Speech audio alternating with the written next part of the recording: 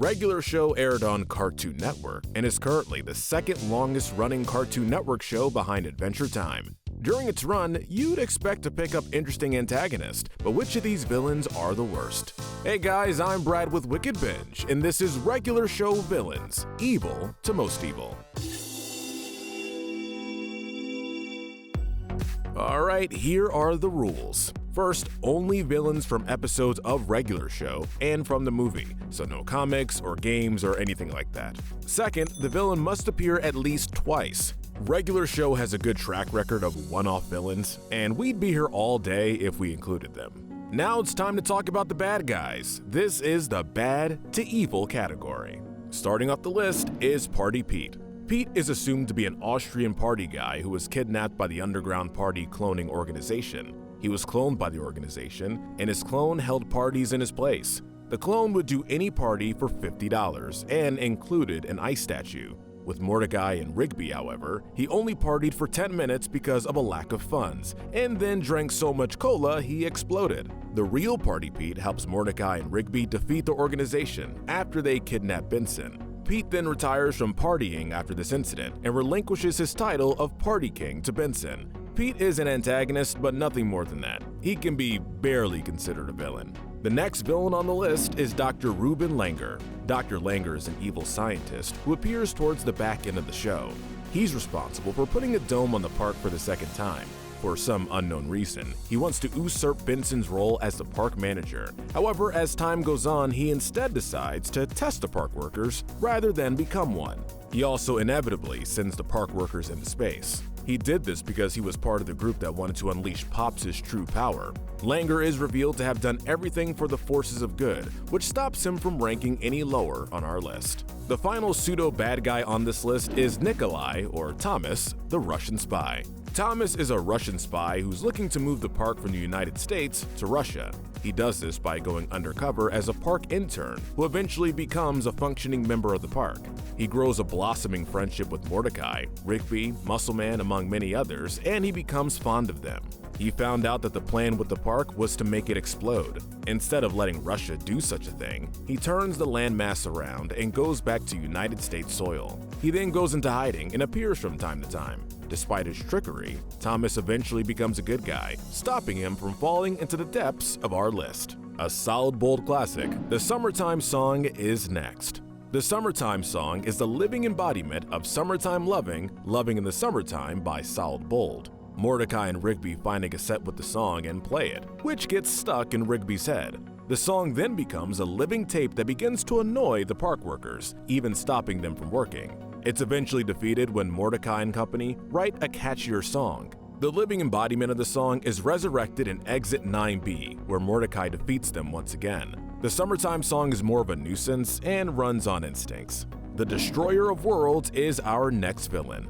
The Destroyer of Worlds is a video game demon who comes back to life when Rigby ignores Skips' sticky note warning. It destroys anything in its path as soon as it's released. It blows up a bunch of stuff and is eventually defeated by Mordecai and Rigby. Much like the Summertime Song, it doesn't make conscious decisions, just blowing up stuff for fun. The next villain on our list is the wrestling warrior, Huge Head. Huge Head was accidentally run over by Pops, who then accidentally stole his identity.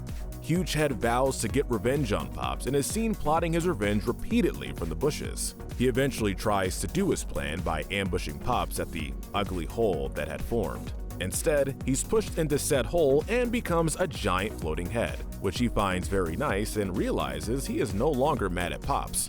He dies though, as we see his skull in a later episode, but besides that, he has justified anger towards Pops, even if Pops didn't intentionally wrong him. The doppelganger Doug Shablowski is next on our list. Doug is a con artist who pretends to be a drifter jumping from job to job. He's hired by Rigby to offload his work onto the supposed drifter. He starts slowly taking on some of Rigby's physicality and personality, entirely copying Rigby, even down to the voice. He becomes a duplicate of Rigby and has everyone confused. He's soon arrested after Mordecai snips him out, and Doug tells Rigby to appreciate his life. Doug also has a previous criminal record, possibly relating to his time as a serial scam artist. Doug ranks here because he is a criminal and does bad things. but he is also a hard worker and gives Rigby an important lesson. Mordecai and Rigby's main rival, Garrett Bobby Ferguson, is next. Ferguson is a universe record holder for the video game Broken Bones, which Mordecai and Rigby are coming upon. GBF comes down to earth and challenges them to a Broken Bones competition. He makes up a fake sob story to get Mordecai and Rigby to intentionally fail the competition, and then continues to play the game. When Mordecai and Rigby beat his record, he explodes into goop. He's revived by his son Garrett Bobby Ferguson Jr. to destroy Mordecai, Rigby, and the others. He's defeated by the park workers and shares his disappointment with his son. GBF is an iconic villain. However, he doesn't do much outside of being a liar. However, Benson's rival, Gene, pulls slightly ahead of GBF. Gene is the park manager of East Pines and Benson's biggest rival. Gene hates the park so much that he and his goons steal the Curtis Montgomery statue from the park every year. He also tries to destroy the park with a giant prank war, which backfires. He's also implied to be part of both dome plots that would ruin the park. Gene is childish and spends all of his time and energy on a silly feud. However, he has redeeming qualities, such as when he helps the park employees deal with the dark elf, Quiglin, and comes to their aid during the final battle. But his redeeming qualities don't completely cancel out the bad. Our next villain is the Grim Reaper, Death. Death is a ruthless, cruel, and sadistic collector of souls in the regular show universe. Being a collector of souls, he shows great pleasure in collecting them and enjoys toying with others. He likes to toy with Skips because of his immortal soul, even laughing at him when Skips lost in arm wrestling. He tries to blackmail Skips to stop the pro bowling player from beating his team during the tournament. Like Gene, he has a few redeeming qualities. He really loves his wife and son. Also, he'll always keep his end of deals. Death is more respectable than Gene. However, he has much more blood on his hands than Gene ever will. Corrupt radio DJ and supposed college student, Night Owl, is next. Night Owl is a radio DJ running a challenge where people have to stand on a billboard for as long as possible. The winner of this challenge would get a vintage muscle car that he paid for himself. However, when he found out that Mordecai, Rigby, High Five Ghost, and Muscle Man were planning to share the car no matter who wins, he expressed his dislike of the idea. He freezes the four of them with liquid nitrogen and keeps them frozen until the year 4224 AD. He now runs a museum based around the contest that supposedly made him famous. Night Owl resides in a mech suit, and once the four park workers thaw out, Night Owl hunts them down and tries to kill them. Night Owl may be a disembodied head in the future, but that doesn't stop him from his evil actions. Coming back from the dead to grab our next spot is the Capicola Gang. The Capicola Gang is made up of 3 animatronic anthropomorphic animals named Dominic, Louie, and Amelia. 10 years ago, they knocked over big city jewelers and came home with uncut diamonds that they hid within a pair of fuzzy dice. They then intend to make off with the jewels because the statute of limitations had run out. They're defeated by the park workers and the FBI and are supposedly dead. They later reappear where they give Pops counterfeit money for a restaurant in an attempt to get revenge. They then attempt to kill the park workers. However, they are stopped once again. They outrank Night Owl because of their previous criminal record and their repeated attempts on the lives of the park workers. The next villain on our list is interesting. It's park manager Susan. Susan was brought in by Mr. Mailer to replace Benson after he was demoted to park worker. Susan is a stricter boss than Benson, even firing Benson when he refused to follow her very strict orders. Despite her strictness, she is thoughtful and organized with her paperwork. With Benson fired, she starts making the staff work even harder, which causes them to slowly morph into her clones. When this plan doesn't work, she turns into a giant angry beast and tries to kill Benson and all the workers. She's killed and eventually revived in Exit 9B, where she's killed by Hyperduck.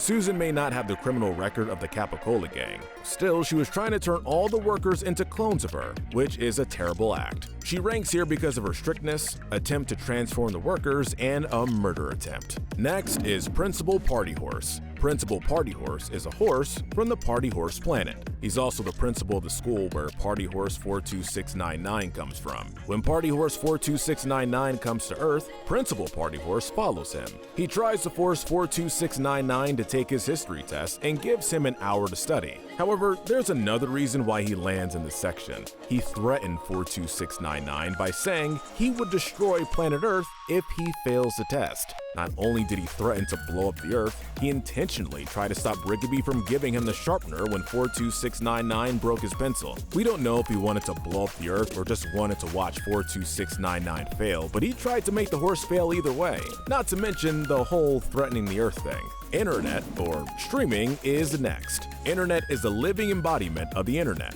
a giant interconnecting computer network and the only one of its kind. But it's also a sentient creature who wants to destroy anything it deems as lesser than itself, and everything that opposes its power. It destroyed Laserdisc, even though it was hired by them, and claimed it would destroy everything it deems obsolete. Later, it becomes a greater entity named Streaming and takes over an entire planet against the will of the citizens. He tries to kill Mordecai and Rigby as they get away, and then kills the last two guardians of the obsolete styles. Internet is arrogant and desires to be the only thing people use in the universe. His multiple kills and his arrogance rank him here. Right outside the top 3 is the Hammer. The Hammer is the final boss of an unknown video game that comes to life from a foreign TV and a blackout. He becomes sentient and starts attacking the park warriors, beating up Mordecai, Rigby, High Five Ghost, Skips, and Muscle Man in moments. Not only does he try to kill the main cast, but he also fires a powerful blast and kills Jimmy, who is only visiting the household. The Hammer's invulnerability and his multiple attempts on the lives of the main cast rank him here. The Bronze Medal of Evil goes to Clorg Bane the Destroyer. Clorg Bane is the evil brother of the Guardians of Eternal Youth, who wants to reign over the realm as a member of the council. Clorg Bane starts as a typical bully in high school who liked to bully Walks. He starts a fight with Walks during the prom and nearly kills him. However, he instead kills Mona, the girlfriend of Walks, and is launched into orbit by the man he always bullied. Every 157 years, his orbit aligns to fight with Skips, and he longs to defeat him. He also killed his brother Archibald, showing his intense power. His intense desire to destroy Skips is something very few other villains in this series can claim they have. However, he is still outclassed by 2 very evil villains. The Silver Medal of Evil goes to the science teacher and volleyball coach, Mr. Ross. Ross was a teacher and coach who was very proud of his volleyball team, so much so that he gets angry after every loss, no matter how narrow. He was also smuggling illegal plutonium through the school, much to the other admin's surprise. He longs for revenge against Rigby for all the pain he caused by exposing his smuggling and ruining his championship volleyball game. However, his future self is what really gets him here. He has a huge army that fights against the park militia, made up of many recognizable faces. During the fight, he has his men rounded up and kill the future versions of Muscle Man, High Five Ghost, Skips, and Pops. But his plan doesn't have anything to do with them. He plans to destroy all of space and time using a time tornado created by Mordecai and Rigby. He even creates a tornado for the second time after the first is destroyed. He threatens to kill Mordecai if Rigby doesn't reveal the truth. After Rigby delivered his demand, Mr. Ross tries to kill Mordecai anyway, although this plot foiled. Mr. Ross then tries to kill Mordecai and Rigby, even after he falls to his supposed death. Ross is driven by revenge. Much like Clorg Bane, he has wiped out a squadron of recognizable characters in mere moments, which grants him the second place. Without a surprise, the Gold Medal of Evil goes to Antipops. Antipops is the final and most powerful antagonist in regular show. He doesn't take that spot lightly, and he's by far the most evil villain in all the show. Even the way he wastes time can be considered evil, as he makes 1-star reviews of places he hasn't even visited. His goal is to finally defeat his brother instead of settling for the repeated stalemates they've had in the hundreds of thousands of resets the universe has gone through. He tries to kill Pops multiple times before their climactic final battle.